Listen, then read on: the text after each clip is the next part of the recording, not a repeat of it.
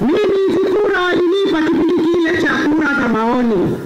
Walinipa kura nyingi sana, wakafikisha kura 5 tu kwa wenzangu. Siye moyo.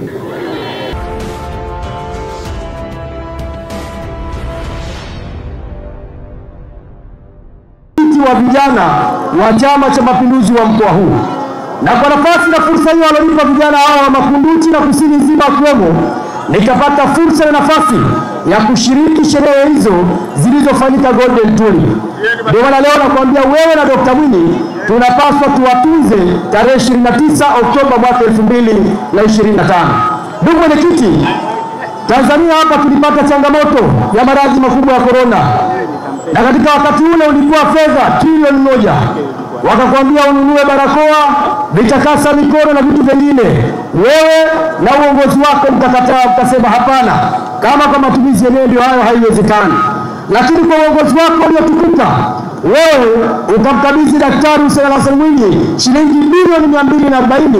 Leo nataka nikwambie Dr. Mwinyi zile fedha amezitumia kama ilivyopaswa, na amezitumia kwa maslahi makubwa ya Wazanzibari, tukiwemo vijana wa mkoa Kusini Unguja. Kusini Unguja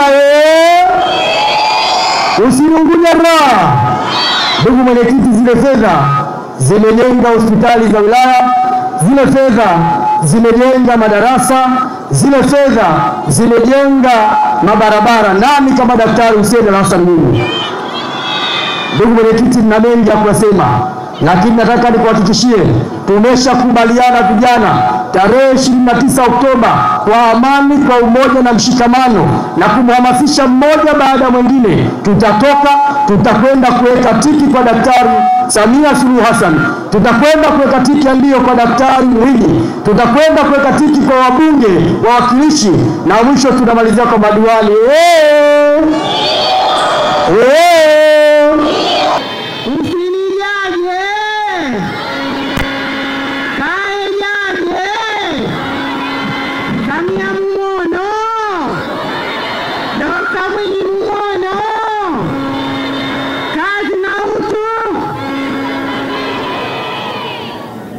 Mheshimiwa mgombea wetu wa kiti cha urais wa Jamhuri ya Muungano wa Tanzania kupitia chama chetu cha Mapinduzi, Mheshimiwa mgombea wetu wa urais wa Zanzibar na mwenyekiti wa Baraza la Mapinduzi kupitia tiketi ya Chama cha Mapinduzi, viongozi wote wakuu wa meza kuu, wawakilishi, wabunge wenzangu, wagombea, assalamu alaikum. Mheshimiwa mgombea, mambo mengi yamezungumzwa na watangulizi waliokuja hapa. Sifa zimemwagwa nyingi sana. Mimi ambacho naweza kukuambia kwamba ni karibu nyumbani. Karibu nyumbani, na Makunduchi imekupokea kweli kweli, mwenyewe unajionea. Makunduchi oye!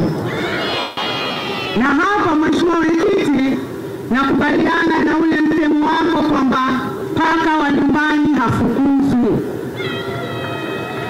Paka wa nyumbani kamwe hatutokuacha ukale jalalani. Hapa nyumbani tumekukaribisha kwa shangwe zote, kwa hiyo karibu nyumbani.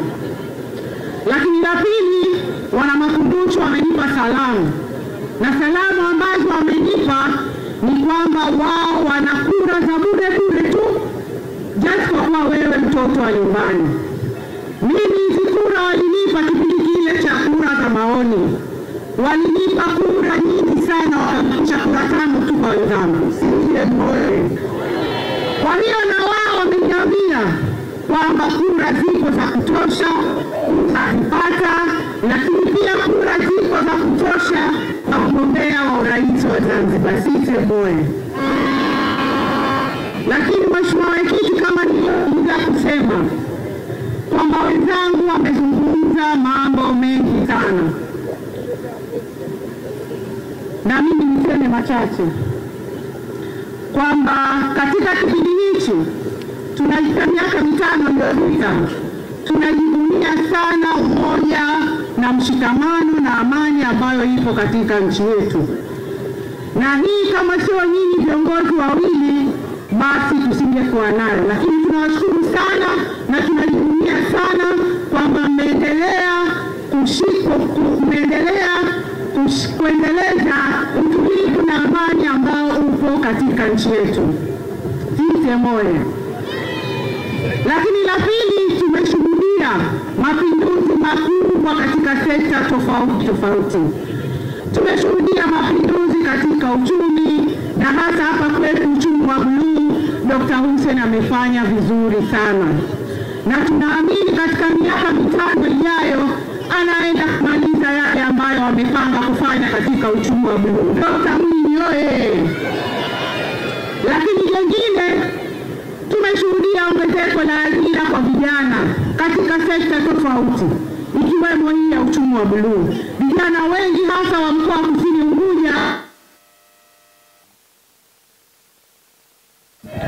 vijana oye! Vijana vijana ra! Lakini jengine, Mheshimiwa Mwenyekiti, tumeshuhudia pia mapinduzi makubwa katika maisha ya watu na ustawi wa jamii kwa ujumla.